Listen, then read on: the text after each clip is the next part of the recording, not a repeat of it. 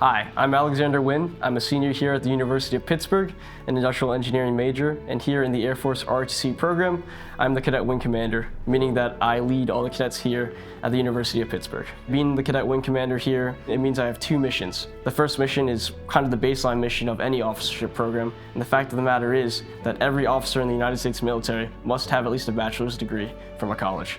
So our biggest focus, you could say, is making sure that our cadets meet that very minimum requirement. So that means providing resources and leading in a way that is conducive to that. But the second major thing that we do here is execute the Air Force ROTC mission. Our mission is to develop Air and Space Force leaders of character whom we expect to fight and win our nation's wars. What does that mean? It means that I have essentially 4 years to develop our cadets here into people worthy to lead our enlisted force. People who are willing to critically think, to lead, and to move in a way conducive to officership. Maxwell Air Force Base field training, that is something that our sophomore level cadets nationwide have to go through.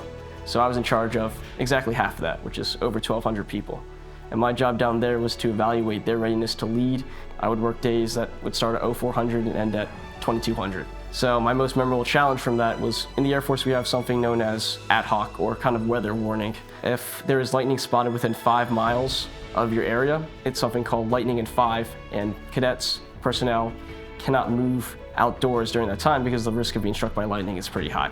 So we had one such lightning in 5 incident happen right before lunch. So we had something around maybe 500 cadets kind of stranded without any food, and their lunchtime was supposed to start in 30 minutes.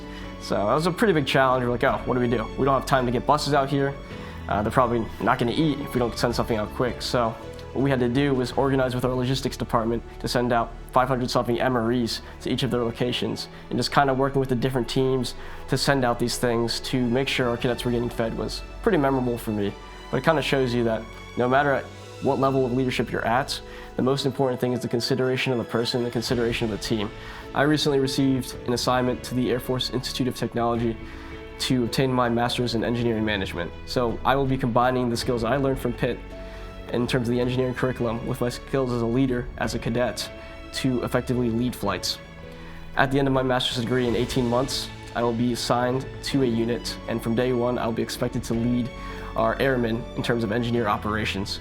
For students who are considering ROTC, I would say it definitely isn't as daunting as it sounds. This program is designed to produce officers in 4 years, so we will get you there. You may start just with that desire to serve, with that inclination towards leadership, and people have different backgrounds, but we are here to make sure that you get there after 4 years. You don't need to be in the military to serve.